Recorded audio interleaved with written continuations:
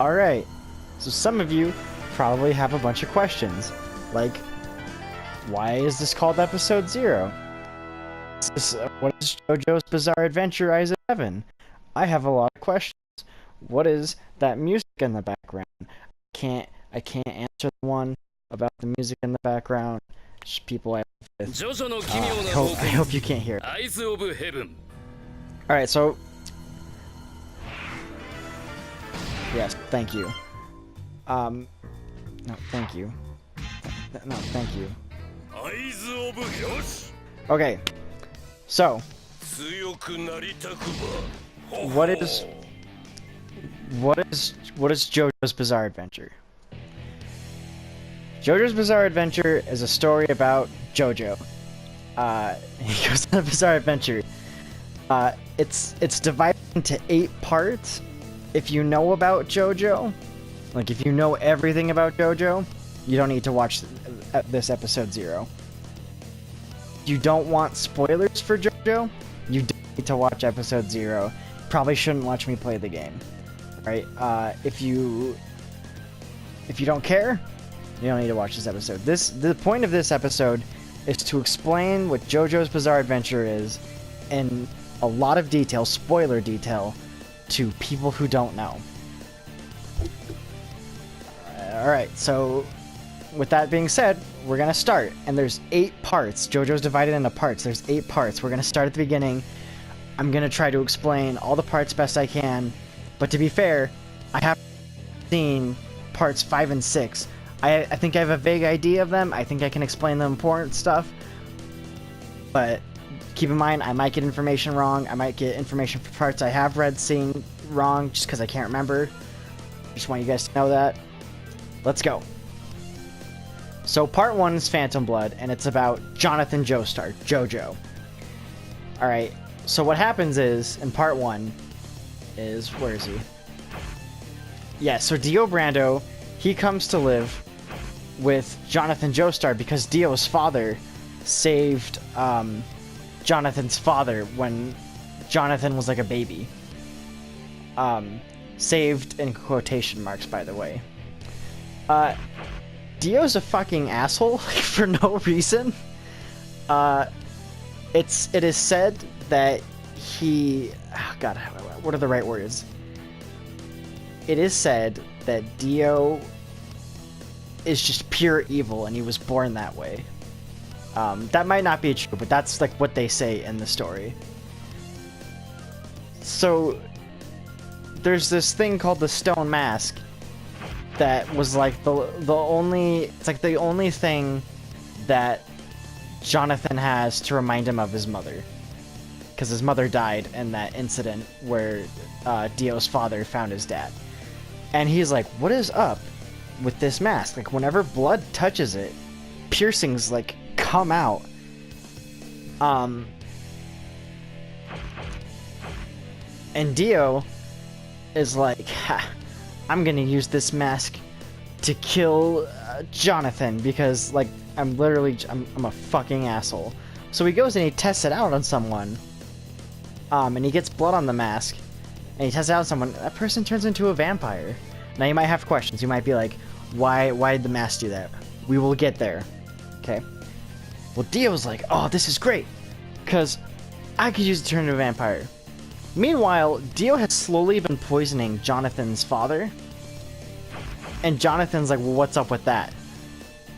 So he goes to try and find answers, and then he meets this guy. His name is Robert E.O. Speedwagon. Similar to the band REO Speedwagon, like, a lot of JoJo stuff is musical references.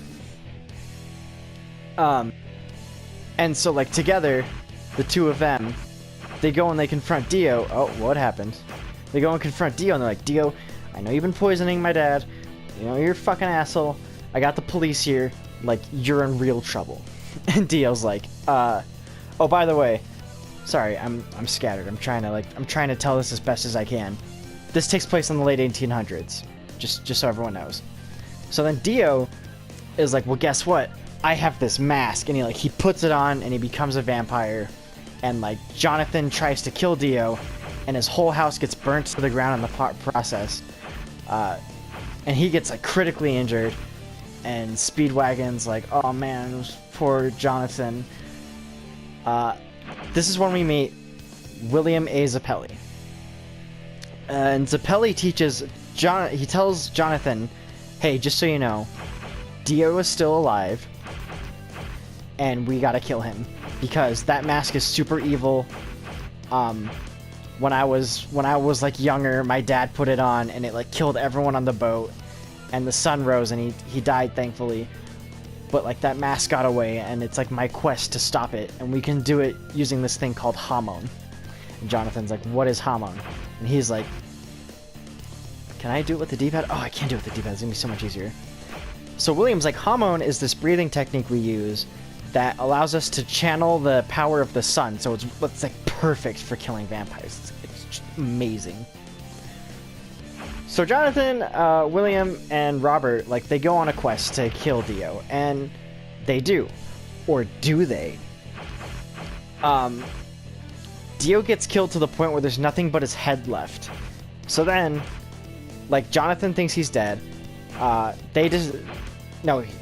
William dies in the process, and Robert and Jonathan, they destroy the mask together.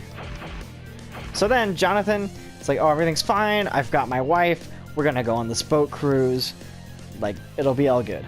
Well, these guys are carrying a big coffin, and at the bottom, it turns out that Dio's head is still there, because Dio has, like, this little, the guy that was poisoning, that, like, so you know how I said Dio was poisoning Jonathan's father? Well, Dio got the poison from this guy that like is his loyal servant, and he puts his head in the bottom of the coffin. So like the whole ship gets overrun with like zombies or vampires or whatever, undead. And Jonathan and Dio fight one last time, and Jonathan dies. He dies on the boat. And it seems like Dio's dead too. So then, like the last thing we see is Jonathan's girlfriend, Irina, is it? I believe it's Lady Irina. Jonathan's girlfriend or wife. She survived by getting in the coffin that Dio was in when the boat was brought. So now we're gonna go to part 2, which takes place like I believe right before World War II. So like late 1920s, early 1930s. And here we have Joseph Joestar. He is Jonathan's grandson. So, what happens with Joseph's story is, this is part 2, Battle Tendency now, so now we're on to part 2. It turns out that the stone masks came from these ancient beings called Pillar Men. And they're about to awaken. So Joseph goes to find out what's going on with that, and there he meets Stroheim, who is he's probably definitely a Nazi. He's a German soldier. They don't say Nazi in the anime. They probably do in the manga. It's safe to say he's a Nazi. So they meet the Pillar Men, and Joseph fights and defeats one, and they're super strong. They can't be fought with Hamon. They're weak to sunlight. Like that's their only weakness is Hamon and sunlight. But like if you touch a Pillar Man, like your hand's just gone. Like sorry, it's fucking gone. Like you shouldn't have touched him. And like so the one Pillar Man he defeats, he's like, by the way, Joseph, there's 3 more. So good luck. They're all more powerful than me. Joseph's like, fuck. So then he needs to go check this out, and there he meets Caesar Antonio Zappelli, who is William's grandson. And they kind of got like a bromance thing going on. They're pretty gay for each other. Look, they got the same bandana, because they're in love. And they go, and like the Pillar Men awaken, and shit like does not go well. Oh, also in the last Pillar Man fight, like Stroheim gets fucked up. Shit doesn't go well. But Joseph manages to, he's really good at like predicting what people are gonna do and like lying through his teeth and stuff like that. So he's like, you know, if I just had like 50 days or 30, like whatever, 30 days, a certain amount of days, I could totally just like whoop your ass. And like, so it's a shame that I have to die here. And the Pillar Men are like, oh, really? Like, that's true? Like, really? It only take you like that long? We'll see about that. So like, they put this ring on his heart that's like gonna kill him in that amount of time unless they get another ring, which is the antidote. And he's like, well, crap, now I gotta like actually train. So there they meet. So Caesar takes Joseph to Lisa, and they train to kill the Pillar Men. So Joseph kills, I believe, AC/DC, I believe, and then who was one of the Pillar Men. And then you know the three of them go to find another Pillar Man. And it turns out that the Pillar Men want this thing called the Red Stone of Aja, which if they put on one of the stone masks, will then make them able to walk, and you know, then the whole world's gonna be fucked, because these guys are like the apex predators to humans. Oh my gosh, we're still only in part 2. So Caesar goes to fight Fuamu. It's killed. Like, he's dead. It's very tragic. And that's why Joseph has his bandana. So then, Joseph and Lisa, they go and they fight Wamu. And then Lisa goes to fight Cars. He's like the final Pillar Man. He's the leader. And she gets critically injured. And so then, it's all up to Joseph and Cars. But, the problem is, Cars gets the Red Stone of Aja. So he becomes like, he's unkillable now. Like, Joseph can't kill him. But is Joseph loses his arm. I forget which one. I think it's his left arm. It might be his right. I honestly can't remember. He loses one arm, and through a series of bizarre events, Joseph manages to launch Cars into space while fighting on a volcano, and his hand like helps propel Cars into space. So Cars freezes over. You never see Cars again. Like, that's the end of it. And it turns out that Lisa was Joseph's mother the whole time. Now, the last time you see Joseph in part 2, he's way older. And he's going to go see something about his grandson. Whew. Okay, so now we're on to part 3, Stardust Crusaders. So Joseph is like, oh, you know, my daughter is saying that there's something wrong with my grandson. And he lives in Japan. So now it's the 1980s. I believe it's 1988 specifically. And he's like, let's go see what's wrong with my grandson. This is the grandson. This is Jotaro Kujo, so you know, JoJo. And he's like, what's wrong? And he's like, I have this evil spirit. I refuse to leave this prison cell until I like know what's going on, because I'm a delinquent and I beat the shit out of people, but like I might kill someone if I don't get a rap under this evil spirit. And like the cops are like, we don't even know what he's talking about. He's like, oh, you don't believe me? And he manages to take the cop's gun without even using his own hands, and he holds the gun up to his head and he fires it, and the bullet gets caught, like it's an inch away from his temple. The bullet gets caught and it's dropped. And he's like, see, this is why I can't leave my cell. Like, I don't know what's going on. I'm a fucking asshole. I mean, I love Jotaro, don't get me wrong, I do. But I don't know what's going on. And Joseph's like, I know what this is. Don't even sweat it. I brought my friend here. His name's Mohammed Avdal. He's super cool. And Avdal's like, alright, so here's the deal. That's not an evil spirit. It's called a stand, and it's the manifestation of your fighting energy.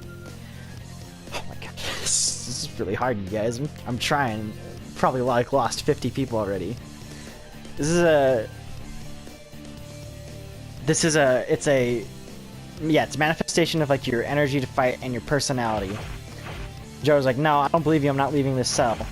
Well, Muhammad Abdul gets him to leave. He does. So then he leaves, and old Joe's just like, I have a stand too. It's called Hermit Purple, and I can see that Dio was alive. A lot of you might be asking, how is Dio alive? Well, it turns out that Dio hid under the arena because there's like a second layer in the coffin. and he was laid there for like 100 years. So I guess part 1 was 1888, if you want specific here. And how does he have a body? He cut off Jonathan's head and attached his head to the body because he's a vampire. He's a little piece of shit. And he's like, we need to take care of this. This is a problem. And this is also why our stands are activating. Like, we didn't have stands before. Avdol had a stand his whole life, but we didn't.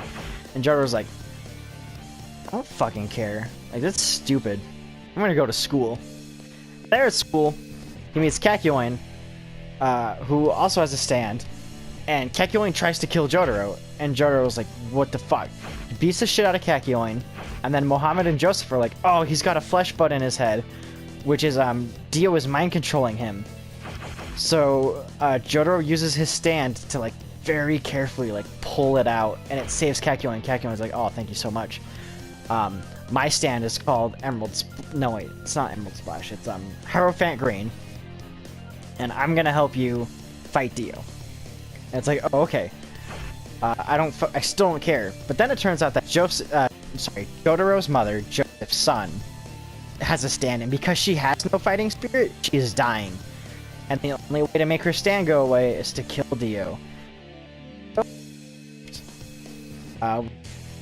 They're going on a quest to Egypt. On the way, they meet Jean-Pierre Polnareff. His name's not showing it because a lot of legal issues with music references and all that. His name's Polnareff, it is. Another guy who's been having problems with the flesh bud. So he gets it out and he's like, my whole thing is I want to avenge my sister who was killed. Like, that's I really want to do that. I want to avenge my sister. She's like everything to me. So they try to go to Egypt and they're constantly like stopped by stand users. And so I'm going to take a little time to explain the stand users because this part's not as much important. Manifestation of fighting energy. Some have unique powers. Jean-Pierre's stand is it's like a knight, and it's like super precise, super fast. Stands can only be seen by other stand users. I believe at some point that the only way to kill a stand user is with a stand.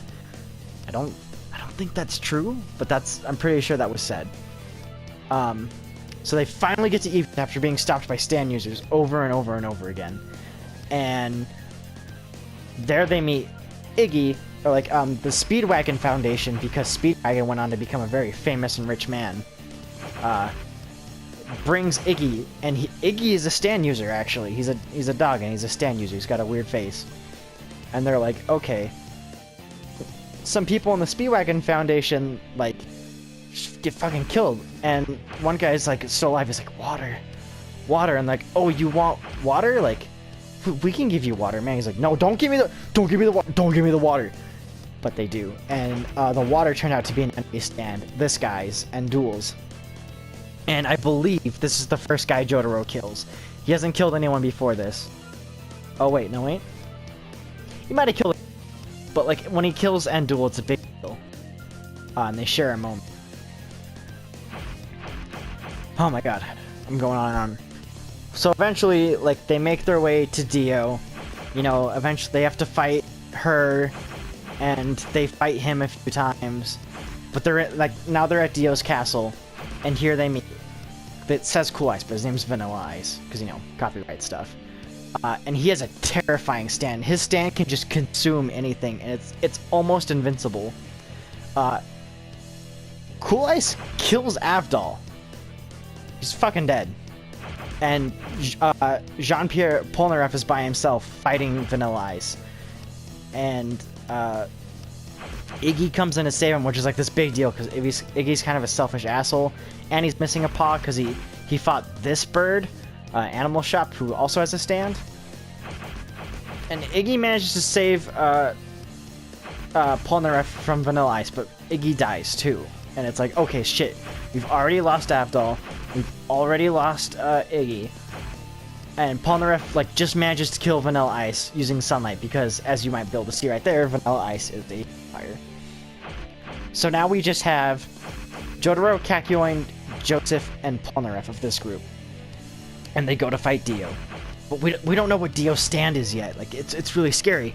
And he's using his stand to, like, mess with Polnareff. He's like, how is this possible? Like, what is he doing? Because Dio's like, oh, if you really want to kill me, then, like, come up these... Or if you would rather join me, then go down the stairs. And Polnareff's like, well, I'd never go down the stairs. I'll kill you, Dio, because you're a piece of shit. And he tries to go up the stairs, but suddenly he's down the stairs. Like, what the fuck just happened? Like, how's he doing this? And it's like, oh, it's the power of Dio's stand. It's like, I don't understand. Like, what is... how is this possible? So then, like, it becomes nightfall, and so, like, Dio goes out into, like, the city of... There's, like, a city in Egypt. I forget which city they're in. But he goes out into, like, the city, and he's wreaking havoc. And Joseph and Kekyoin corner Dio. And Kekyoin's like, oh, behold the power of my... Like, you're not going to be able to do anything, because I have a... If you touch one of the tethers, like, I'll know. So basically, I'm gonna find out how your stand works. And in the blink of an eye, there is a hole in Kekyoin's chest, and he is flying toward the water tower, and he's dying. I don't even... It was like tethers at once. How is that even possible? But Kekyoin figures out what the stand is, and he dies. He dies within the water tower, and I believe he's pointing... He dies with his hand pointing at the clock, and Joseph sees that, and he's like, I understand now. His ability is to stop time. So Joseph uses Hermit Purple, and he's trying to make his way to Jotaro. He needs to tell Jotaro. And he's like, Jotaro, I know what Dio's ability is. And then suddenly, like, suddenly Joseph's dead because Dio stopped time. So now, it's just Jotaro versus Dio. And they have, like, this epic fight, and Polnareff saves Jotaro's life at one point, and they fight, and then it turns out that Jotaro's like, we have the same type of stand, and I can stop time. And so, like, Jotaro uses that to beat Dio. Oh my god. Jotaro manages to revive Joseph just barely. And so, you know, Holly's okay now. That's Jotaro's mother. And so Jotaro, Polnareff, and Joseph are the only survivors. And, like, you know, like, they get their happy ending. Alright, now we're on to part 4, which is called Diamond is Unbreakable, or Diamond Does Not Crash. It's 11 years later, it's 1999, and Jotaro is traveling to this town called Morio, for a couple reasons. I don't think I know them specifically, but I know for one reason is to meet the new JoJo. Why is he meeting the new JoJo? Well, it's Joseph Higashikata, and you might be thinking, like, well, that's not JoJo. Like, you know, you had Joseph Joestar and Jonathan Joestar and Jotaro Kujo. Higashikata is not JoJo. It translates from, like, I think Romanji to Kanji, or Kanji to Romanji, or something like that, and so it becomes JoJo.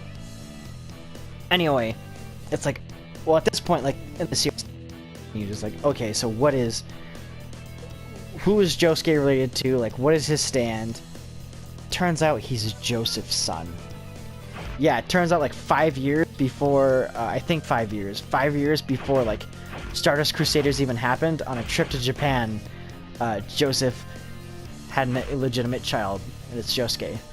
Josuke's power is, his stand is the ability to heal people. And so you spend a lot of time in Morio, and let's do some important bullet points, shall we? Let's try to make things a little bit shorter. We learned that stand users are attracted to each other. One way you can acquire a stand is this thing called a stand arrow. If it pierces you and you have enough fighting spirit, you manifest a stand. The main villain of this part is Yoshikage Kira. Yoshikage Kira.